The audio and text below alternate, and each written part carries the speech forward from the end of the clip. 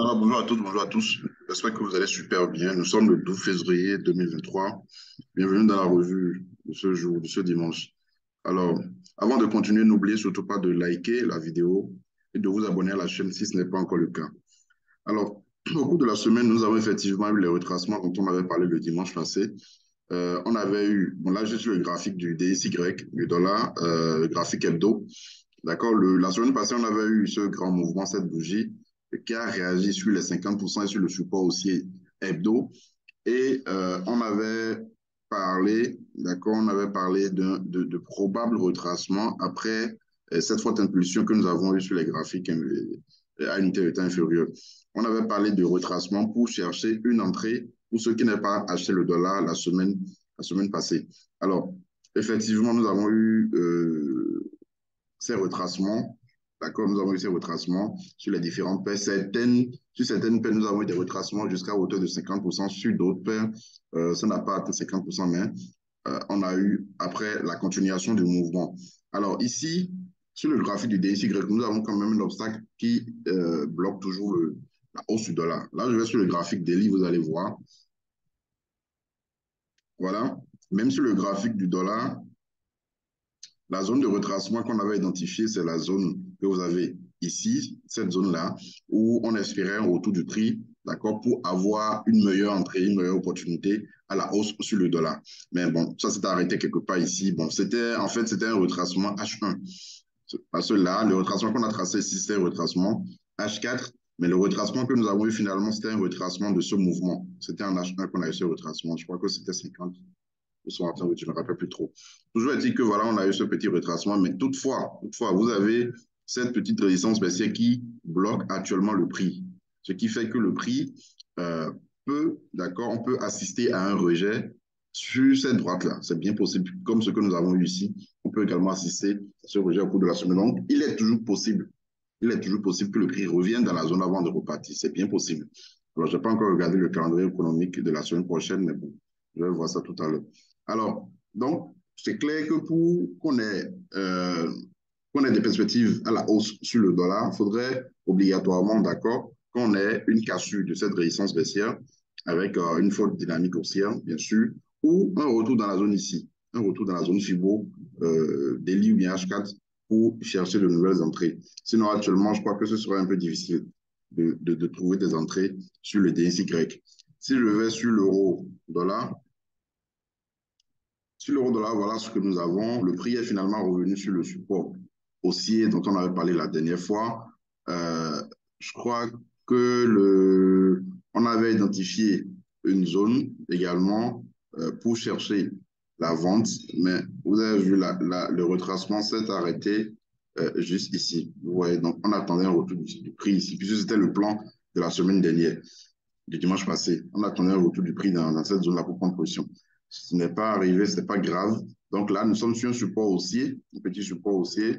OK, on peut assister à un rebond, comme on peut assister à une cassure. Toujours est-il que nous allons voir comment ça va réagir. Comme je vous l'ai dit, vous voyez également sur le DXY, nous sommes actuellement sur une résistance baissière. Donc ça peut repousser le prix, on peut assister à un rejet ou une cassure. Donc là, c'est ce que nous allons voir maintenant. Si cassure est clôture en dessous avec une forte dynamique baissière de ce niveau, là, nous allons chercher à prendre une vente sur l'euro-dollar. D'accord. Là, au même moment, vous aurez une continuation de la hausse sur le dollar. D'accord. Comme ça peut également faire un rebond là-dessus et puis venir chercher la zone FIBO qu'on a identifiée tout à l'heure avant de redescendre. C'est bien possible. Donc, c'est un plan, un très bon plan à surveiller parce que voilà, comment on appelle ça, la venue du dollar dépendra de la réaction que nous aurons sur ce niveau ici, un peu comme sur le DXY. Alors, le GBP USD, par contre, est parti chercher les 50% FIBO, comme identifié la semaine passée, le dimanche passé. Nous sommes venus sur les 50% ici, et puis par ça a commencé à chuter. Je vais enlever d'abord les trucs là. Puis j'ai mis 61,8% à surveiller, c'est-à-dire ça peut toujours revenir sur les 61,8%. C'est bien possible. Alors, nous avons une position s'il y a une vente sur le GBP USD, l'objectif final, c'est d'abord ce niveau, et puis après, on aura d'autres objectifs en bas. Parce que, bon, au finish, ça risque de former un double top en daily. Voilà. On risque d'avoir un double top en délit, premier sommet, deuxième sommet, voilà, si ça revenait ici. Et ça, c'est la ligne de cours qu'on a identifiée. Donc, c'est la ligne de cours qu'on voulait prendre ici, en fait. Alors, le plan pour la semaine à venir, bien sûr, les 61,8% sont toujours à surveiller. C'est important. Parce que n'oubliez pas, il y a quand même une corrélation avec le GBUSD et le DXY. Donc, ça peut toujours revenir en haut avant de redescendre. C'est possible. Donc, si vous n'avez pas encore pris position, vous pouvez toujours surveiller cette zone-là. La zone FIBO que nous avons en haut ici, vous pouvez toujours la surveiller. Maintenant, ça peut également continuer parce que voilà, là, je crois qu'au cours de la semaine, nous avons eu des chiffres sur le GBP également qui l'a fait chuter, bien évidemment. Donc, ça peut continuer, bien sûr, à chuter. Mais si vous n'avez pas encore de position, je ne pense pas, euh, peut-être aller en unité de temps inférieure pour chercher une vente. Parce que là, actuellement, bon, avec la bougie que nous avons également, mais il faudrait quand même voir l'ouverture du marché, ce qui va se passer. Parce que rentrer directement comme ça, ce serait vraiment pas bien. Et aussi, je crois qu'on peut tracer quelque chose comme ça, aller en H1 pour voir, voilà, pour surveiller ça. Mais comment on appelle ça?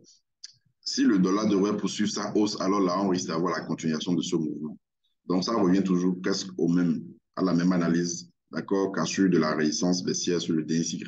Là, on pourrait assister à la continuation de cette baisse sur le GBP USD. Et l'objectif, bon, on a d'abord ce creux hein, qu'on a eu au cours de la semaine. Et puis, bon, nous avons le support en bas ici qui représente la ligne de cours daily. Voilà. Alors, vous avez quoi encore? Vous avez l'USD, CAD. Alors, l'USD, CAD, il faut faire un peu attention parce que voilà, au cours de la semaine, bon, déjà, n'oubliez pas que le CAD est corrélé avec le pétrole. Au cours de la semaine, nous avons eu, quoi déjà? Bon, on a eu cet événement au niveau de la Russie qui a décidé de diminuer voilà, sa production journalière de 500 000 barils de pétrole par jour. Voilà. Donc, ce qui a fait chuter l'USD-CAD, ce qui a notamment fait monter le pétrole. D'accord, on a eu une hausse sur le pétrole à cette annonce-là. Alors, donc, est-ce que nous allons assister à la continuation de cette hausse sur le pétrole? Bon, c'est possible. C'est possible parce que c'est le vendredi qu'on a eu l'information, je crois. Bon, c'est bien possible.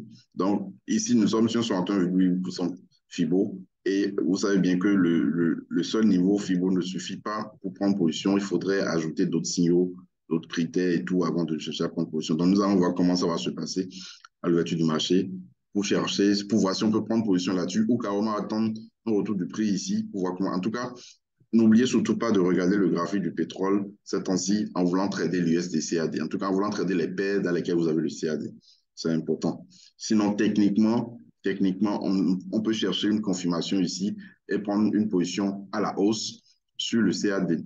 N'oubliez pas cette position qu'on avait prise la semaine passée, si je ne me trompe, la semaine passée, oui, la semaine passée, on avait pris l'achat, on avait parlé de ça lors de la revue hebdo du dimanche passé. Voilà.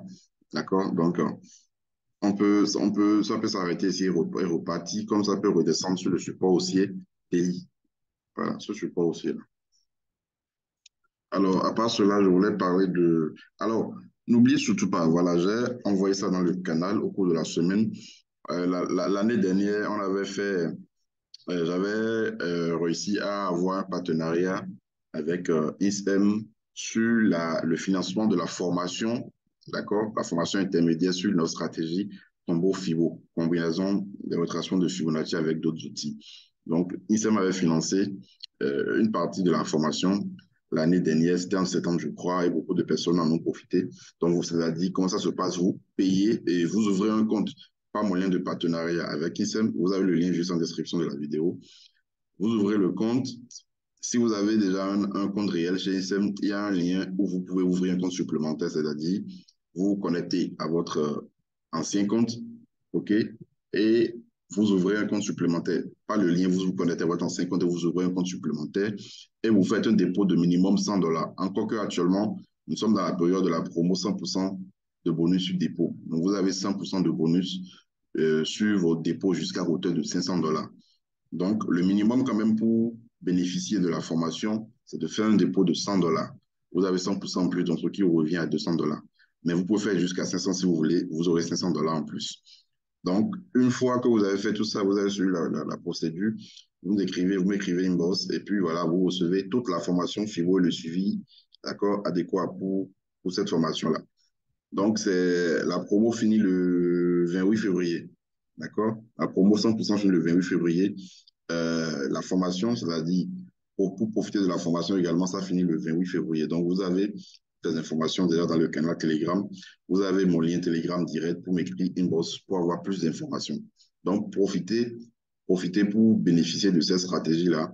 Et comme je l'avais dit la dernière fois, il y a un livre, d'accord, que je suis en train de rédiger actuellement sur tout ce que vous devez savoir sur l'utilisation des retracements de Fibonacci, comment les combiner, comment les utiliser sur les unités de temps supérieures, les unités de temps inférieures, comment rentabiliser avec ce qu'on appelle le trading de haute qualité. D'accord? Vous aurez tout ça dans le document. Donc, profitez de la promo, ça finit le 8 février. Faites dépôt minimum de $100 sur votre compte à travers le lien. Et puis, vous avez toute la formation. Voilà. Alors, je continue maintenant avec la paire AUD-USD qui a également retracé de 50% et sur laquelle on a pris une position à la vente. Ici, ça a été envoyé dans le canal également. On a pris la vente ici. OK, n'oubliez pas, on avait identifié ce double top la semaine passée. OK, donc là, la position est toujours en cours. Je vais d'abord enlever ça. Voilà, la position est toujours en cours. Donc, ça revient également à ce qu'on a dit. Ça dépendra de l'évolution du dollar, du DXY. Donc, ça peut, si le DXY doit retracer et revenir encore sur ces 50%, et sur, ces 60, et, bon, sur 50% tout au moins, donc l'AUDUSD peut revenir également. Ça peut revenir dans la zone. Donc, ça pourrait donner une entrée pour ceux qui avaient loupé la vente ici. D'accord, mais si le dollar doit continuer, si nous assistons à une cassure H4 avec une forte présence des acheteurs, d'accord, sur le DXY, alors là, on risque d'assister à la continuation du mouvement. Et là, les vendeurs peuvent continuer à vendre ici. Donc, même si vous n'avez pas pris position, vous pouvez chercher à rentrer à la vente, d'accord, sur la USD. Donc, le plan est très simple. C'est très, très, très simple. Surtout pour ceux nous qui avions pris position en haut ici, on sera un peu plus à l'aise, même si on doit chercher à renforcer. Mais pour vous qui n'avez pas pris, vous serez obligé de surveiller, d'accord, et voir comment ça va se passer sur le graphique du dollar. Voilà. Alors, à part l'AU des USD, l'US 100, l'US 100, je crois que ce sera mon plan favori au cours de la semaine prochaine. Je vous l'ai toujours dit ici, il s'agit de patience. Il faut vraiment patienter. Ce plan, c'est le plan qu'on a mis en avant, d'accord, pour publier la revue du dimanche passé.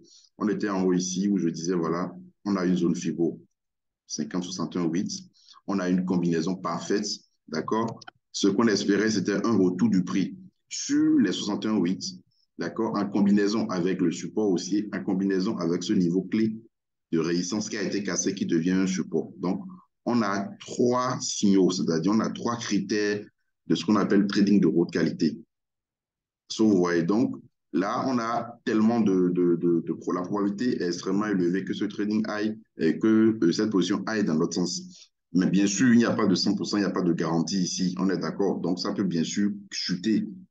Les vendeurs peuvent revenir en force ou bien il peut y avoir un événement et puis ça peut réintégrer et descendre. C'est bien possible. Seulement que ici, ce que nous avons ici, c'est que la probabilité, d'accord, qu'il y ait une hausse, qu'il y ait un retour des acheteurs est élevée. Raison pour laquelle nous allons chercher à rentrer, à prendre position à l'achat sur le Nasdaq ici. Nous avons tous les éléments possibles. 50 et 61,8% FIBO. Support aussi, c'est-à-dire rebond sur support aussi. Niveau clé de résistance devenu support. Et c'est sûr que si nous partons en H1 ou en M15, on peut toutefois avoir une divergence haussière sur le RSI, ce qui va encore conforter notre position à l'achat. Donc, c'est bien possible de rentrer et je crois que ce sera le plan favori. Maintenant, si vous voulez avoir une confirmation, si vous voulez être prudent, c'est-à-dire vous ne voulez pas rentrer en même temps parce que vous ne savez pas si les acheteurs vont revenir. Bien qu'on soit en tendance haussière, donc ce qui est normal, ce qui serait logique, c'est que les acheteurs reviennent et tout. D'accord? Mais les vendeurs, n'oubliez pas que la baisse que nous avons eue ici, c'est une correction baissière de la grande tendance haussière, donc de la tendance haussière. On est d'accord. Donc, les vendeurs peuvent continuer à faire chuter le prix. C'est bien possible. Maintenant, si vous voulez une confirmation, c'est-à-dire un modèle de changement de tendance et tout, vous pouvez aller en unité de temps inférieure, notamment en H1 ou en M15, vous tracez une petite résistance baissière ici. et vous attendez qu'il y ait une cassure avec une grosse bougie bleue et bon, bougie verte et tout pour entrer en position. C'est possible. So, ouais, là, vous voulez être prudent. Maintenant, si vous voulez être agressif un peu comme moi, vous allez rentrer automatiquement ici, voilà, avec un stop légèrement sous la zone et un TP sur le plus haut que nous avons eu. Donc, c'est un plan favori, le plan favori de la semaine que nous allons surveiller, à condition bien sûr qu'il n'y ait pas cassure et intégration dans la zone en bas ici. Voilà. Donc, c'est vraiment, vraiment, vraiment un bon plan que nous allons surveiller au cours de la semaine. Alors, à part cela, j'ai parlé de... Voilà, il y a l'USDJPY également. J'ai oublié d'envoyer ça dans le canal. L'USDJPY qui m'a donné un très bon trade le vendredi. D'accord? On a eu cassure de la résistance baissière. On a eu à trader ça pendant un bon moment. L'année dernière, en décembre passé, on a eu la cassure. On a eu un pullback. Pullback. Bon, ça n'a pas tout à fait touché la résistance baissière, mais quand même, on a eu un retracement de 50%. Ça coïncidait avec ce qu'on a eu avec le retracement du dollar, en fait. Donc, c'est venu jusqu'au niveau de 61%, ce que j'ai pris. OK? Et là, c'est en train de repartir. Maintenant, on peut, pour ceux qui n'ont pas pris position, vous pouvez chercher à rentrer sur cette cassure. Voilà, donc là, ça vous forme un petit triangle descendant. Donc, vous attendez la cassure pour prendre position. Ou le prix peut toujours revenir en bas ici pour vous donner une nouvelle entrée à la hausse. Je vais en H1, vous allez mieux voir. Voilà, donc ça forme carrément un triangle descendant qui, dans ce cas également, peut être considéré comme une figure de continuation haussière. Voilà. Je peux aussi tracer ça. Voilà.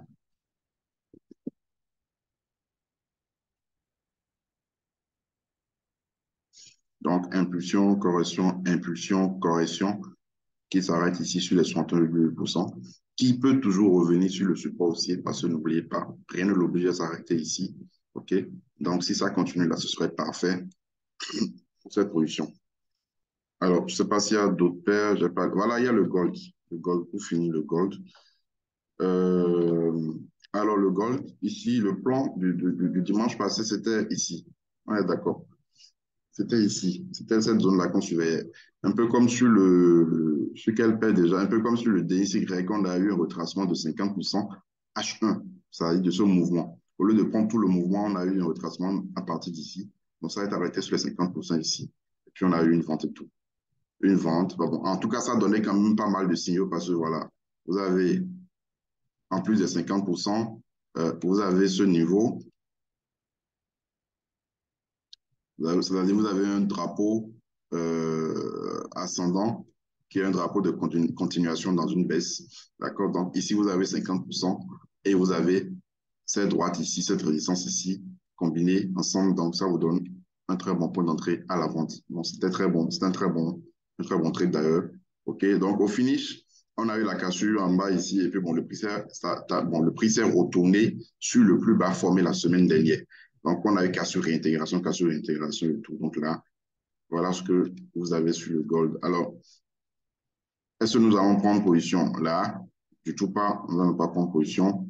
Je viens en H4. En H4, voilà ce que vous avez. Voilà. Donc, vous avez vu, ça a laissé beaucoup de mèches. Donc, les acheteurs ont vraiment défendu ce niveau. Ça a laissé beaucoup, beaucoup de mèches. Voilà. Donc, soit le prix revient. Je ne vais pas vraiment prendre un achat ici. Je ne vais pas prendre un achat. C'est un peu risqué, surtout après cette cassure et tout. Donc, soit le prix revient sur la droite cassée et tout, ou on a une cassure, nous avons une cassure clôture en bonne et due forme et nous allons prendre une vente. Sinon, là, actuellement, franchement, le plan n'est pas vraiment, vraiment, vraiment propre. D'accord? Ce n'est pas un plan, des plans sur lequel je vais beaucoup risquer. Donc, si je serais vraiment prudent, si le prix revenait en haut, ou bien même le prix peut toujours revenir dans notre zone FIBO. Ici, c'est bien possible. Là, ce serait parfait. D'accord, ce serait parfait. Même, je crois même que la zone, on va un peu, la zone va évoluer vu qu'on a eu un plus bas que le plus bas précédent. Un instant, voilà. Donc, on va décaler la zone.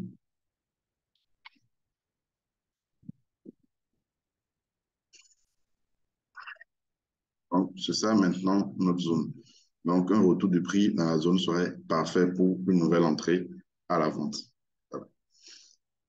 Alors, je crois qu'il y a, c'est pas s'il y a un autre plan. Il y a eu des CHF qui présentent quelque chose de pas mal aussi. Voilà.